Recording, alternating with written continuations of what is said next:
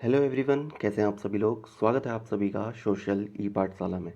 तो साथियों, आज हम आ पहुंचे हैं क्लास 8th के चैप्टर 6 में, जिसका नाम है देसी जनता को सभ्य बनाना, राष्ट्र को शिक्षित करना, civilising the native, education the nation. तो किस तरीके से जनता को सभ्य बनाया जाए और राष्ट्र को शिक्षित किया जाए, यही ब्रिटिश शासन सोच रहा था। ठीक है, तो उसी के बारे में आज हम यहाँ पर क्या करने वाले हैं, चर्चा करने वाले हैं। ठीक है, और अन्य लोग भी क्या क्या चीज़ें सोच रहे थे, उसके बारे में भी हम यहाँ बात करेंगे। ठीक है, चलिए पढ़ते हैं आज के इस चैप्टर को। पहले के अध्यायों में आप देख चुके हैं कि ब्रिटिश शासन ने के कारण यहाँ के राजाओं और नवाबों, किसानों और आदिवासियों पर किस किस तरह के प्रभाव पड़े थे। इस अध्याय में हम यह समझने का प्रयास करेंगे कि इन चीज़ों से विद्यार्थियों के जीवन पर क्या असर पड़ा। विद्यार्थियों के जीवन को समझना इसलिए ज़रूरी है क्योंकि भारत में अंग्रेज केवल भू क्षेत्र पर विजय और आय पर नियंत्रण ही नहीं चाहते थे। उन्हें लगता था कि उनका एक सांस्कृतिक मिशन भी है। वे मानते थे कि उन्हें देसी समाज को सभ्य बनाना है और उनके रीति रिवाजों और मूल्य मान्यताओं को बदलना है। तो वो संस्कृति भी बदलना चाहते थे, शिक्षा को भी बदलना चाहते थे। ठीक है, इसके लिए कौन से बदलाव लाए जाने थे? भारतीयों को शिक्षित, सभ्य और अंग्रेजों की सोच के मुताबिक अच्छी प्रजा बनाने के लिए कौन से कदम उठाए जाने थे? अंग्रेजों के पास भी इन सवालों के कोई बने बनाए जवाब नहीं थे। इन सवालों पर कई दशक तक बहस चलती रही। तो उन्हीं के बारे में यहाँ पर आज हम चर्चा करेंगे। यहाँ पर भाषाविद एक पॉइंट दे रखा है, इसको देख लेते हैं। भाषाविद क्या होता है? अब लिंग्विस्टिक कहते हैं या लिंग्विस्ट कहते हैं जिसको, एक ऐसा व्यक्ति जो कई भाषाओं का जानकार और विद्यार्थी होता है। तो जिसे कई भाषाएं आती है ना, और वो उसका जो जानकार होता है, तो वही व्यक्ति क्या कहलाता है? भाषाविद कहलाता है। ठीक है, या फिर लिंग्विस्ट कहलाता है। ठीक, आगे देखते हैं। अंग्रेजी शिक्षा को किस तरह अंग्रेज शिक्षा को किस तरह देखते थे। आइए सबसे पहले इस बात पर ध्यान दें कि शिक्षा के क्षेत्र में अंग्रेज क्या सोच रहे थे और शिक्षा के जो विचार हमें आज सहज सामान्य दिखाई देते हैं, वो पिछले 200 सालों में किस तरह विकसित हुए। इस पड़ताल के दौरान हम इस बात पर भी विचार करेंगे कि भारतीयों ने ब्रिटिश विचारों पर कैसे प्रतिक्रिया दी और इस बारे में अंग्रेजों के विचार किस तरह विकसित हुए कि भारतीयों को कैसे पढ़ाया जाएगा। आगे देखते हैं प्राच्यवाद की परंपरा। ठीक है, प्राच्यवाद की परंपरा को जानेंगे अब। सन 1783 में विलियम जोन्स नाम के एक सज्जन कलकत्ता आए। उन्हें ईस्ट इंडिया कंपनी द्वारा स्थापित किए गए सुप्रीम कोर्ट में जूनियर जज के पद पर तैनात किया गया था। कानून का माहिर होने के साथ साथ जोन्स एक भाषाविद भी थे। भाषाविद मतलब कई भाषाओं का जानकार होना। ठीक है, उन्होंने ऑक्सफोर्ड में ग्रीक और लैटिन का अध्ययन किया था। वे फ्रेंच और अंग्रेजी जानते थे और अपने एक दोस्त से अरबी सीखने के अलावा फ़ारसी भी सीख चुके थे। कलकत्ता में आने के बाद वे रोज़ाना घंटों संस्कृत विद्वानों के साथ बैठकर उनसे संस्कृत की बारीकियां, उसकी व्याकरण और सांस्कृतिक काव्यों का अध्ययन करने लगे थे। कौन? William Jones. ठीक है, कुछ ही समय में उन्होंने कानून, दर्शन, धर्म, राजनीति, नैतिकता, अंकगणित, चिकित्सा विज्ञान और अन्य विज्ञान की प्राचीन भारतीय पुस्तकों का अध्ययन शुरू कर दिया। जोन्स ने पाया कि उस समय कलकत्ता में तैनात बहुत सारे अंग्रेज अफसर भी उनके जैसे दिलचस्पियां रखते थे। हेनरी टॉमस कोलब्रुक और नेथेनियल हॉलहेड भी भारतीय भाषाएं सीखकर संस्कृत व फारसी रचनाओं का अंग्रेजी में अनुवाद कर रहे थे और प्राचीन भारतीय विरासत को समझने के प्रयास में लगे हुए थे। इन लोगों के साथ मिलकर जोन्स ने एशियाटिक सोसाइटी ऑफ बंगाल का गठन किया और एशियाटिक रिसर्च नामक शोध पत्रिका का प्रकाशन शुरू किया। ये बहुत ज़्यादा इंपॉर्टेंट हो जाता है यहाँ पर कि विलियम जोन्स ने कौन सी सोसाइटी का गठन किया था? तो एशियाटिक सोसाइटी ऑफ बंगाल का गठन किया था और साथ ही साथ एशियाटिक रिसर्च नामक शोध पत्रिका का भी ये क्या करते थे? प्रकाशन करते थे। ठीक है, तो आपको ये पॉइंट याद रखना है सीधे सीधे।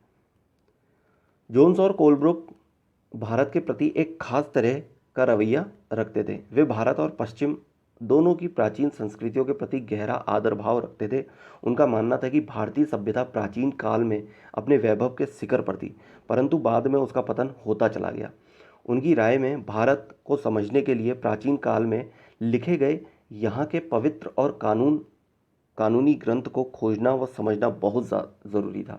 उनका मानना था कि हिंदुओं और मुसलमानों के असली विचारों व कानूनों को इन्हीं रचनाओं के जरिए समझा जा सकता है और इन रचनाओं के पुनः अध्ययन से ही भारत के भावी विकास का आधार पैदा हो सकता है। इस तरह जोन्स और कोलब्रुक दोनों ही प्राचीन ग्रंथों को ढूंढने, उनकी व्याख्या करने, अनुवाद करने और ज़्यादा से ज़्यादा लोगों तक अपने नतीजे पहुंचाने में जुट गए। उन्हें विश्वास था कि यह परियोजना न केवल अंग्रेजों को भारतीय संस्कृति से सीखने में मदद देगी, बल्कि भारतीयों को भी अपनी विरासत को दोबारा अपनाने और अतीत के लुप्त वैभव को समझने में मदद देगी। इस प्रक्रिया में अंग्रेज भारतीय संस्कृति के अभिभावक और मालिक दोनों की भूमिका निभा रहे थे। ठीक है, क्या कर रहे थे वो लोग? अभिभावक और मालिक की भूमिका निभा रहे थे, क्योंकि वही तो सारी चीज़ें ढूंढ रहे थे, ढूंढने का प्रयास कर रहे थे और उनका अनुवाद करने की कोशिश कर रहे थे, जिसमें सबसे महत्वपूर्ण योगदान विलियम जोन्स का था। ठीक है, इन प्रयासों और विचारों से प्रभावित होकर कंपनी के बहुत सारे अधिकारियों ने दलील दी कि अंग्रेजों को जो पश्चिमी ज्ञान की बजाय भारतीय ज्ञान को ही प्रोत्साहन देना चाहिए। वे चाहते थे कि प्राचीन भारतीय ग्रंथों के अध्ययन को प्रोत्साहित करने और संस्कृत व फारसी साहित्य व काव्य पढ़ाने के लिए संस्थानों की स्थापना की जाए। इन अधिकारियों का ये भी मानना था कि हिंदुओं और मुसलमानों को वही पढ़ाया जाना चाहिए जिससे वे पहले ही परिचित हैं और जिसे वे आदर और महत्व देते हैं। उन्हें अनजाने विषय की शिक्षा ना दी जाए। इन अफसरों की राय में केवल तभी अंग्रेज देसी जनता का दिल जीत सकते हैं, केवल तभी अजनबी शासक अपनी प्रजा से आदर की उम्मीद कर सकते हैं। और ऑब्वियसली बात है ना, अगर आप किसी को भी अपने क्षेत्रीय भाषा में ज्ञान दोगे, मतलब जो है ना क्षेत्रीय भाषा में अगर आप ज्ञान दोगे तो होगा क्या, उस व्यक्ति को बहुत अच्छे से समझ में आएगा, या उस बच्चे को बहुत ही आसानी से वो चीज़ें समझ में आ जाएंगी। ठीक है, अगर आप नई भाषा में कोई ज्ञान दे रहे हो किसी भी व्यक्ति को, तो उसको उतनी जल्दी वो एक्सेप्ट नहीं होगा, मतलब वो अपना ही नहीं पाएगा उस चीज़ को, ठीक, जितना वो क्षेत्रीय भाषा में सीख सकता है। तो यहाँ पर भी जो ब्रिटिश अधिकारी थे उन्होंने भी यही तर्क यहाँ पर दिया था। ठीक है, इस बात को ध्यान में रखते हुए 1781 में अरबी, फारसी, इस्लामिक कानून के अध्ययन को बढ़ावा देने के लिए कलकत्ता में एक मदरसा खोला गया। 1791 में बनारस हिंदू कॉलेज की स्थापना की गई ताकि वहाँ प्राचीन संस्कृत ग्रंथों की शिक्षा दी जा सके और देश का शासन चलाने में मदद मिले। परंतु कंपनी के सभी अफसर इन विचारों से सहमत नहीं थे। इनमें से बहुत सारे प्राच्यवादियों के कटु आलोचक भी थे। ठीक है, क्या थे? कटु आलोचक भी थे। अब ये होता क्या क्या है? प्राच्यवादी क्या है? एशिया की भाषा और संस्कृति का गहन ज्ञान रखने वाले क्या कहलाते थे?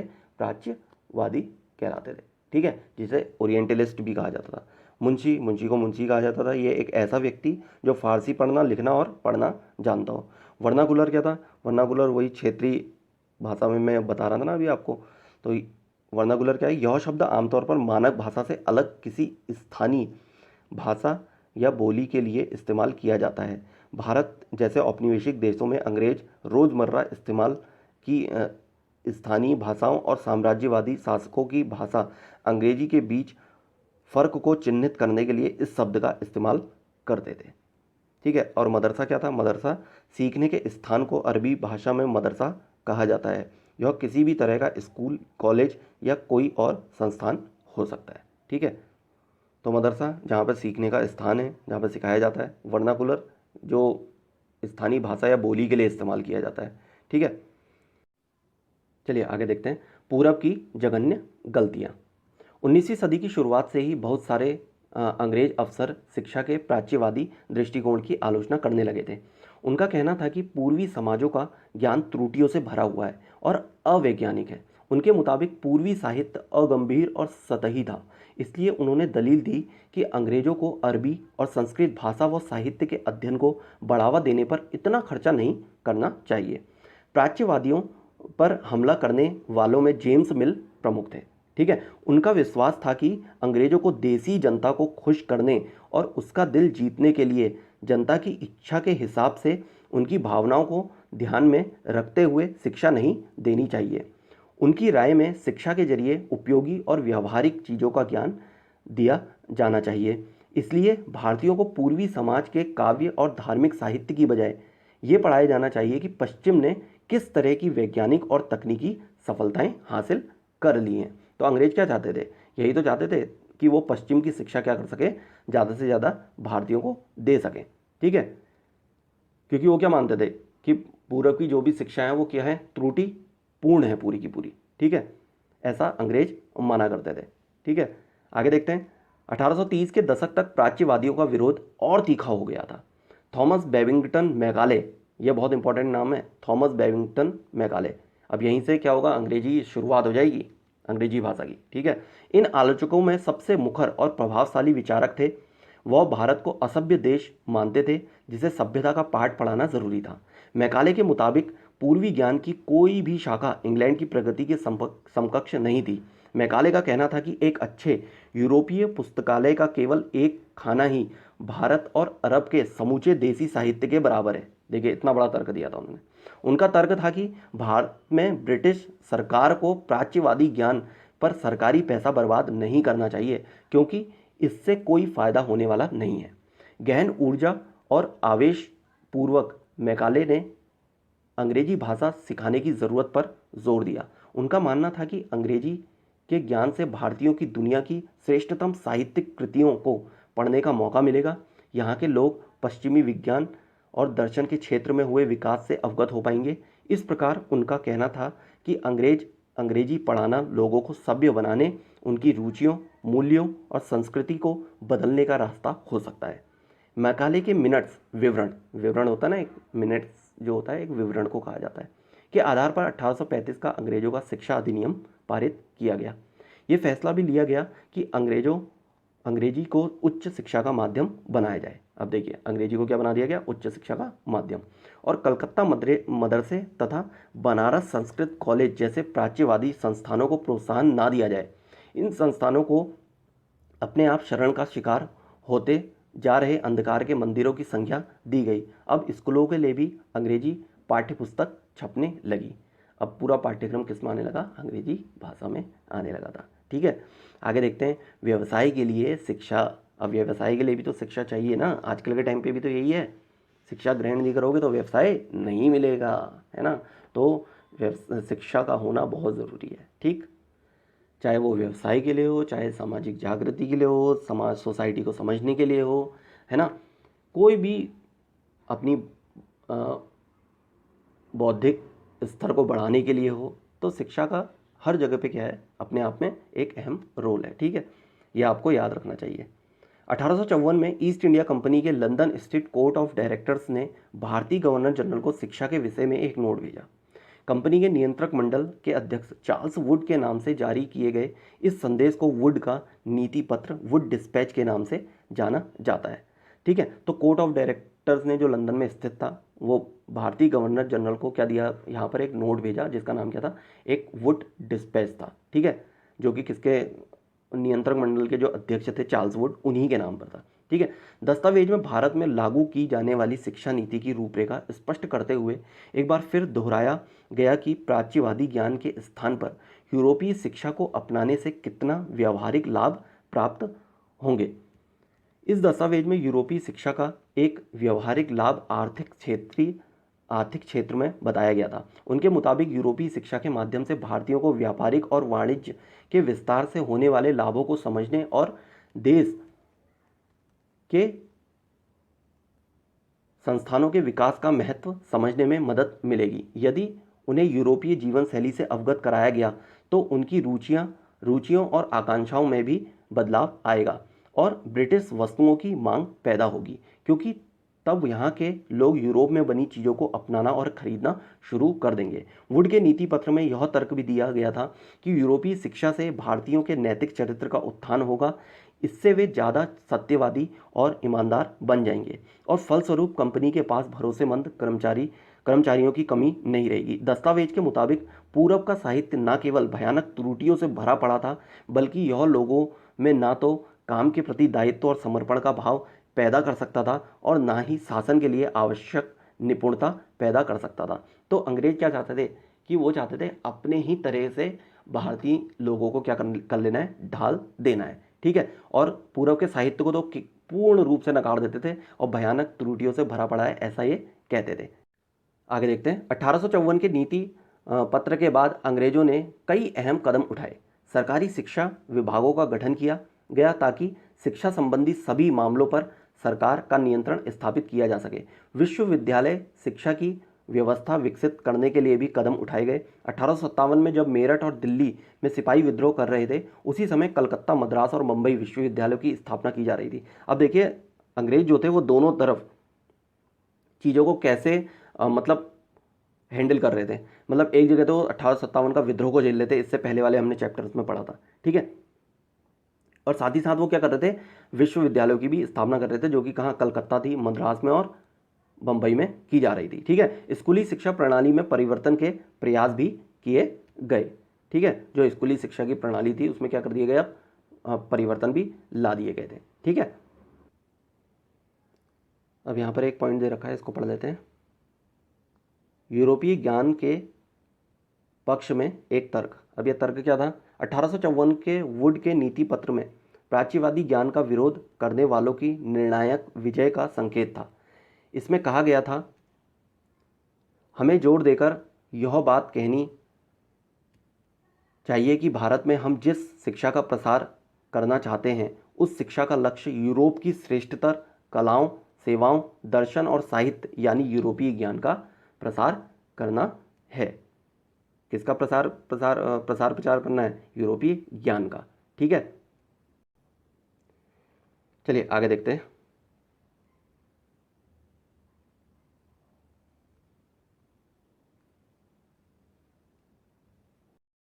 नैतिक शिक्षा की मांग। 19वीं सदी में भारत में सक्रिय ईसाई प्रचारकों ने व्यवहारिक शिक्षा के पक्ष में दिए जा रहे तर्कों का घोर विरोध किया। प्रचारकों का मानना था कि शिक्षा का उद्देश्य केवल लोगों के नैतिक चरित्र में सुधार लाना होता है और नैतिक उत्थान केवल ईसाई शिक्षा के जरिए ही संभव है। 1813 तक ईस्ट इंडिया कंपनी भारत में प्रचारक गतिविधियों के विरुद्ध थी। कंपनी को भय था कि प्रचारकों की गतिविधियों की वजह से स्थानीय जनता के बीच असंतोष पैदा होगा और लोग भारत में अंग्रेजों की उपस्थिति को शक की नज़र से देखने लगेंगे। ब्रिटिश नियंत्रण वाले भूक्षेत्रों में अपनी संस्थाएं न खोल पाने की वजह से प्रचारकों ने अंततः श्रीरामपुर में अपना मिशन खोला। यह इलाका डेनिश ईस्ट इंडिया कंपनी के नियंत्रण में आता था। वर्ष 1800 में एक छापाखाना लगाया गया और 1818 में एक कॉलेज खोला गया।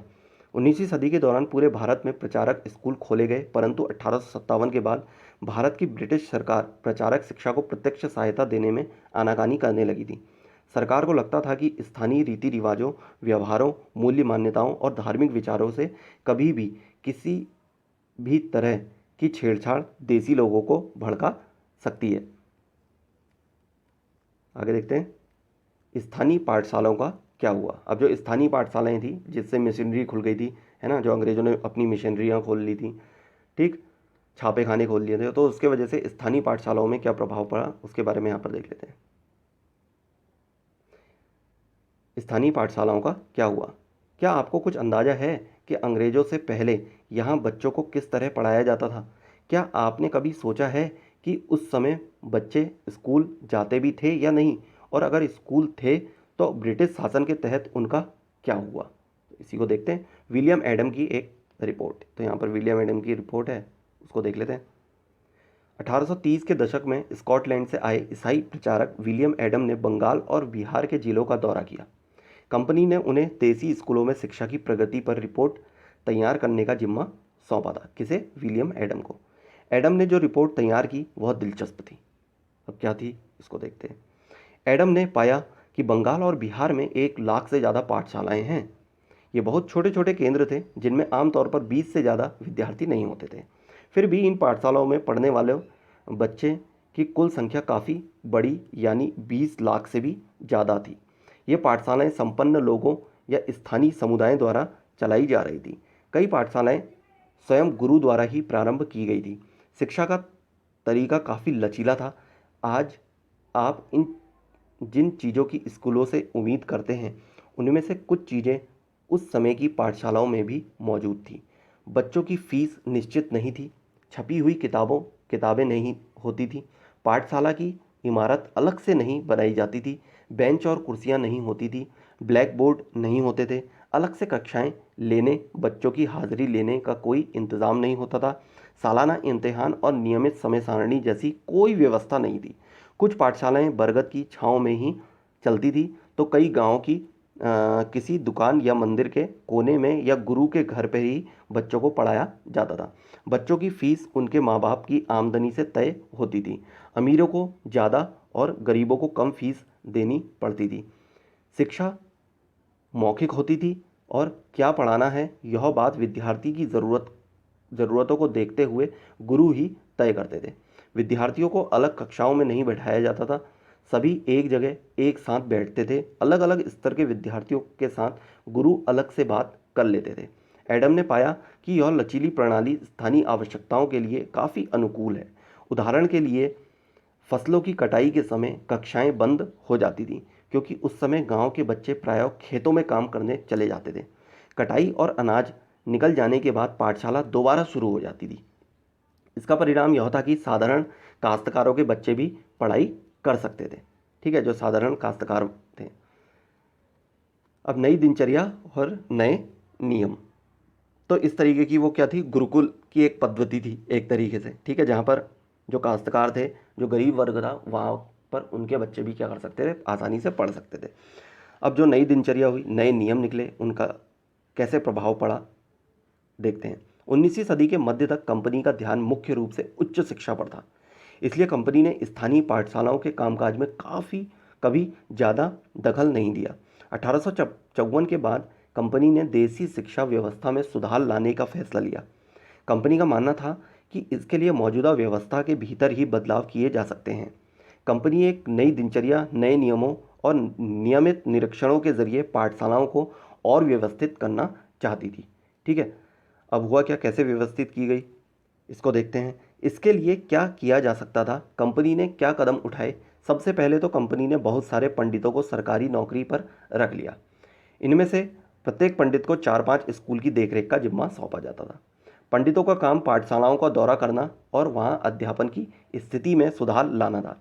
प्रत्येक गुरु को निर्देश दिया गया कि वे समय समय पर अपने स्कूल के बारे में रिपोर्ट भेजें और कक्षाओं को नियमित समय सारणी के अनुसार पढ़ाएं। अब अध्यापन पाठ्य पुस्तकों पर आधारित होगा और विद्यार्थियों की प्रगति को मापने के लिए वार्षिक परीक्षाओं की रूपरेखा तैयार की जाने लगी। विद्यार्थियों से कहा गया कि वे नियमित रूप से शुल्क दें, नियमित रूप से कक्षा में आएं, तय सीट पर बैठें और अनुशासन के नियम का पालन करें। नए नियमों पर चलने वाली पाठशालाओं को सरकारी अनुदान मिलने लगे। जो पाठशालाएं नई व्यवस्था के भीतर काम करने को तैयार नहीं थी, उन्हें कोई सरकारी सहायता नहीं दी जाती थी। जिन गुरुओं ने सरकारी निर्देशों का पालन करने की बजाय अपनी स्वतंत्रता बनाए रखी, वे सरकारी सहायता प्राप्त और नियमों से चलने वाली पाठशालाओं के सामने कमज़ोर पड़ने लगे। पढ़ेंगे ही पढ़ेंगे ना, जहाँ सरकारी सहायता ज़्यादा मिलेगी वो क्या होंगे, बहुत अच्छे स्कूल बन जाएंगे, डेवलप हो जाएंगे।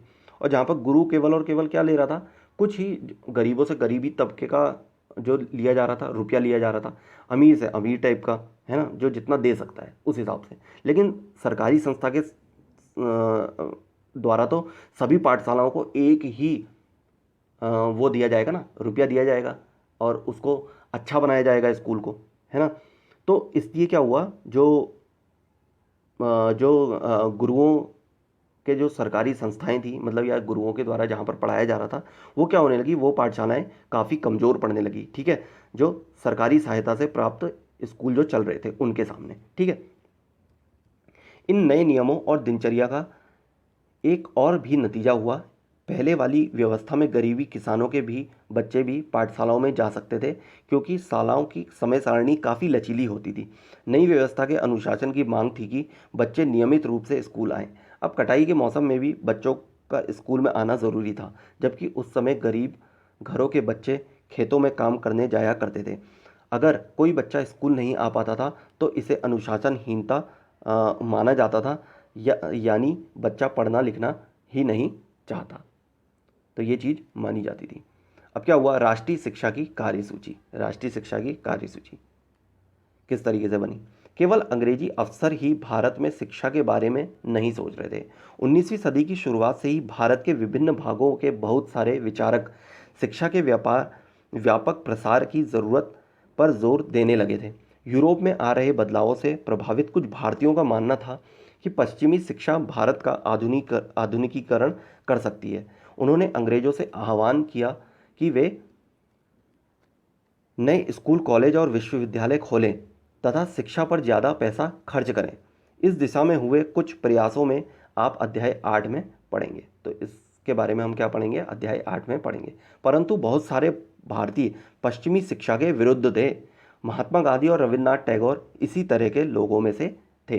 कई लोगों ने तो उनका समर्थन किया, लेकिन कई लोग क्या थे, उनके पक्ष में नहीं थे।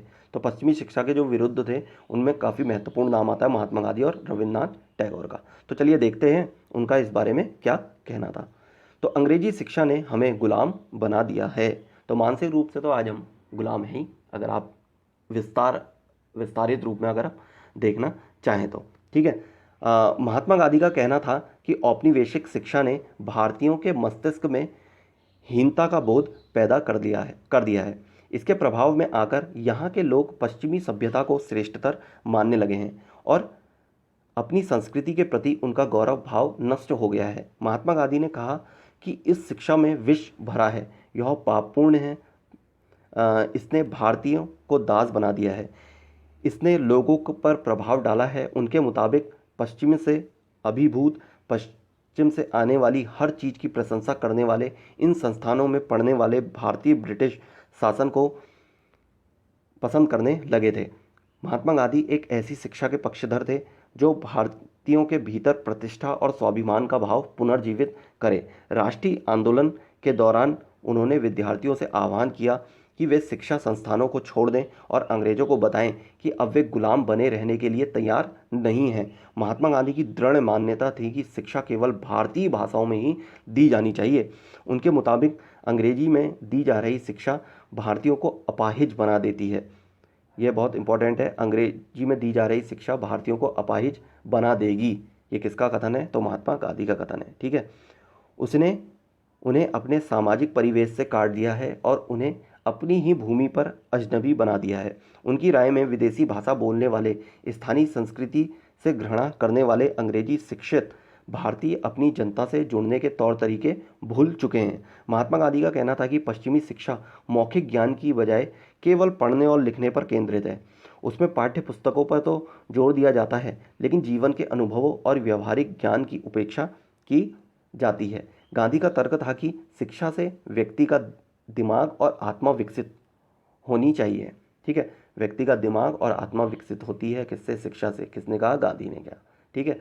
उनकी राय में केवल साक्षरता यानी पढ़ने और लिखने की क्षमता पा लेना ही शिक्षा नहीं होती। इसके लिए तो लोगों को हाथ से काम करना पड़ता है, हुनर सीखने पड़ते हैं और यह जानना पड़ता है कि विभिन्न चीज़ें किस तरह काम करती हैं। इससे उनका मस्तिष्क और समझने की क्षमता दोनों विकसित होंगे। तो ऑलराउंड डेवलपमेंट वो तभी कर पाएगा जब समाज में भी वो चीज़ों को बेहतर तरीके से सीखेगा, प्रैक्टिकली सीखेगा, ठीक है। तो वो इसके पक्षधर थे, ना कि लिखने और पढ़ने के बजाय, ठीक है। यहाँ पर देखिए एक चित्र दिया हुआ है और इस चित्र में महात्मा गांधी, कस्तूरबा गांधी, ठीक है, और साथ ही साथ रविन्द्रनाथ टैगोर आपको बैठे हुए दिखाई देंगे। किनके साथ, काफ़ी लड़कियों के साथ। यहाँ पर 1940 की ये बात है और कहाँ की बात है, शांति निकेतन की, जो कि कहाँ पर है, पश्चिम बंगाल में स्थित। साक्षरता ही शिक्षा नहीं है, महात्मा गांधी ने लिखा था, ठीक है।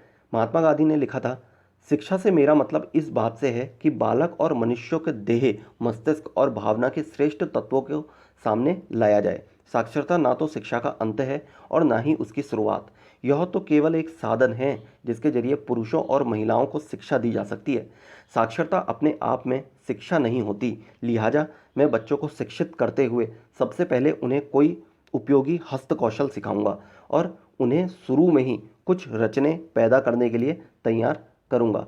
मेरा मानना है कि दिमाग और आत्मा का सर्वोच्च विकास इस तरह की शिक्षा में ही संभव है। प्रत्येक हस्तकौशल आज की तरह केवल यांत्रिक ढंग से ही नहीं बल्कि वैज्ञानिक ढंग से पढ़ाया जाना चाहिए। यानी बच्चे को प्रत्येक प्रक्रिया के क्यों और किस लिए का पता होना चाहिए। तो वैज्ञानिक दृष्टिकोण उसके अंदर विकसित होना चाहिए और साथ ही साथ हस्त कौशल में वो क्या होना चाहिए, बहुत अच्छा होना चाहिए। ठीक है, केवल यांत्रिक ढंग से ही सीख लेना कोई अच्छी बात नहीं है, ऐसा गांधी जी मांगते थे। ठीक है, जैसे जैसे राष्ट्रीय भावना का प्रसार हुआ, कई दूसरे विचारक भी एक ऐसी राष्ट्रीय शिक्षा प्रणाली के बारे में सोचने लगे जो अंग्रेजों द्वारा स्थापित की गई व्यवस्था से आमूल तौर पर भिन्न थी। अब उसमें कौन था सबसे मेन इंपॉर्टेंट थे, टैगोर। तो टैगोर का शांति निकेतन, तो एक स्कूल ही था जो शांति निकेतन था, पश्चिम बंगाल में स्थित। आप में से बहुत सारे दोस्तों ने शांति निकेतन के बारे में सुना होगा। क्या आप जानते हैं कि इसकी स्थापना किसने और क्यों की थी? तो चलिए देखते हैं किसने की थी और कब की थी। रविन्द्रनाथ और क्यों की थी। ठीक है, रविन्द्रनाथ टैगोर ने यह संस्था 1901 में शुरू की थी। टैगोर जब बच्चे थे तो स्कूल जाने से बहुत चिढ़ते थे। वहाँ उनका दम घुटता था, उन्हें स्कूल का माहौल दमनकारी लगता था। टैगोर को ऐसा लगता था मानो स्कूल कोई जेल हो, क्योंकि वहाँ बच्चे मन चाहा कभी नहीं कर पाते थे।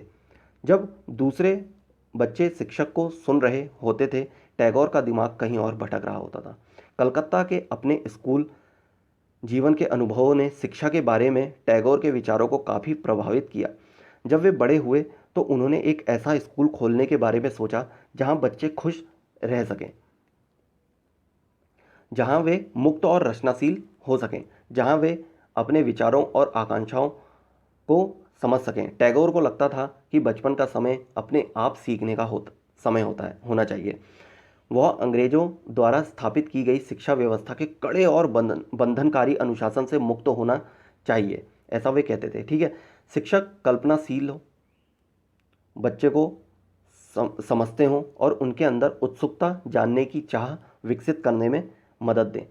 टैगोर के मुताबिक वर्तमान स्कूल बच्चों की रचनाशीलता, चकित होने के उसके स्वाभाविक गुण को मार देते हैं। टैगोर का मानना था कि सृजनात्मकता शिक्षा को केवल प्राकृतिक परिवेश में ही प्रोत्साहित किया जा सकता है। इसलिए उन्होंने कलकत्ता से 100 किलोमीटर दूर एक ग्रामीण परिवेश में अपना स्कूल खोलने का फैसला लिया। उन्हें यह जगह निर्मल शांति से भरी शांति निकेतन दिखाई दी, जहां प्रकृति के साथ जीते हुए बच्चे अपनी स्वाभाविक सृजनात्मकता मेधा को और विकसित कर सकते थे। कहने का मतलब टैगोर ने प्रकृति से सीखने पर या फिर स्वाभाविक सृजनात्मकता को पैदा करने पर काफ़ी ज़्यादा जोर दिया, बजाय पश्चिमी संस्कृति या फिर पश्चिमी भाषाओं को सीखने के। अंग्रेजी का घोर विरोध करते हुए उन्होंने क्या करा, अब यहाँ पर खुद से ही सीखने के लिए काफ़ी ज़्यादा जोर दिया था। ठीक है, इसलिए उन्होंने कलकत्ता में क्या खोल दिया, एक शांति निकेतन खोल दिया था। ठीक है, बहुत सारे मामलों में टैगोर और महात्मा गांधी शिक्षा के बारे में कमोबेश एक जैसी राय रखते थे, लेकिन दोनों के बीच फर्क भी थे। अब क्या फर्क थे? गांधी जी पश्चिमी सभ्यता और मशीनों व प्रौद्योगिकी की उपासना के कट्टर आलोचक थे। ठीक है, क्या थे? कट्टर आलोचक थे। वहीं टैगोर आधुनिक पश्चिमी सभ्यता और भारतीय परंपरा के श्रेष्ठ तत्वों का सम्मिश्रण चाहते थे, अर्थात कि वो दोनों को ही मिश्रित रूप से लेकर के जाना चाहते थे। उन्होंने घोर विरोध तो किया, साथ ही साथ वो क्या कहते थे, अपनी चीज़ों को साथ में लेते हुए, ठीक है, अपनी ही चीज़ों को साथ में लेते हुए पश्चिमी सभ्यता जो है ना, उसका क्या होना चाहिए, सम्मिश्रण होना चाहिए। ऐसा नहीं है कि एक ही तरफ को बढ़ावा दे दिया जाए। तो सम्मिश्रण होगा चीज़ों में, तो आसानी से चीज़ें क्या होंगी, समझ में आने लगेंगी। ठीक है, तो इस तरीके से हम ये कह सकते हैं कि गांधी जी क्या थे, एक तरीके से कट्टर, बिल्कुल कट्टर आलोचक थे। किसके? सभ्यता और पश्चिमी सभ्यता और मशीनों के। ठीक है, और साथ ही साथ अगर टैगोर की बात करी जाए तो वो क्या चाहते थे, पश्चिमी सभ्यता और भारतीय परंपरा के सम्मिश्रण को चाहते थे। ठीक है, दोनों को मिश्रित करके एक अच्छी शिक्षा दी जा सके। उन्होंने शांति निकेतन में कला, संगीत, नृत्य के साथ साथ विज्ञान और प्रौद्योगिकी शिक्षा पर भी जोर दिया। इस प्रकार बहुत सारे लोग इस बारे में सोचने लगे थे कि एक राष्ट्रीय शिक्षा प्रणाली की रूपरेखा क्या होनी चाहिए।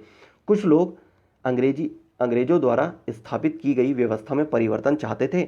उनका मानना था कि इसी व्यवस्था को इस तरह फैलाया जाए कि उसमें ज़्यादा से ज़्यादा लोगों को पढ़ने के मौके मिले। इसके विपरीत बहुत सारे लोग ऐसे भी थे जो एक वैकल्पिक व्यवस्था चाहते थे, ताकि लोगों को सच्चे अर्थों में राष्ट्रीय संस्कृति की शिक्षा दी जा सके। कौन तय करे कि सच्चे अर्थों में राष्ट्रीय क्या होता है। इस राष्ट्रीय शिक्षा की बहस स्वतंत्र के बाद भी जारी रही और आज भी आई थिंक ये जारी है, क्योंकि नई शिक्षा नीति आते ही रहती है और अभी अभी नई शिक्षा नीति 2020 वाली आई है ना। तो इस प्रकार आपका आज का ये चैप्टर यहीं समाप्त होता है। आई होप आपको इस चैप्टर से काफ़ी कुछ समझ में आया होगा। हमने चर्चा कर ली है आज के इस चैप्टर में नई शिक्षा नीति के बारे में, किस तरीके से समाज को सभ्य बनाया जा रहा था, किस तरीके से शिक्षा दी जा रही थी, अंग्रेज किस तरीके से शिक्षा देना चाह रहे थे समाज को, और कई लोगों ने उसका समर्थन किया, कई लोगों ने विरोध किया, जिसमें महात्मा गांधी और रविन्द्रनाथ टैगोर को हमने पढ़ा, जो कि क्या थे, उनके विरोधी थे। जहाँ पर जो गांधी थे वो बिल्कुल कट्टर आलोचक थे, है ना, पश्चिमी सभ्यता के और साथ ही साथ मशीनरियों के और मशीनों के, ठीक है। और वहीं अगर हम टैगोर की बात करें तो वो क्या थे, अपने आप में दोनों का क्या चाहते थे, सम्मिश्रण चाहते थे, ठीक है। केवल वो अंग्रेजी सभ्यता को ही आगे नहीं बढ़ाना चाहते थे, ठीक। और बंधन में बंधने वाले जो स्कूल थे उनका भी वो काफ़ी विरोध किया करते थे, ठीक है। तो ये था आपका पूरा का पूरा आज का चैप्टर। आपको अच्छे से समझ में आया होगा, ऐसी मैं आशा करता हूँ। अगर आप लोगों को ये सभी चैप्टर्स समझ में आ रहे हैं तो वीडियो को लाइक करें, चैनल को सब्सक्राइब करें और अपने दोस्तों को ज़्यादा से ज़्यादा शेयर भी करें, ठीक है। तो चलिए मिलते हैं अगले सेशन में एक नए चैप्टर के साथ। तब तक आप अपनी पढ़ाई करते रहें और अपना ख्याल रखें। धन्यवाद।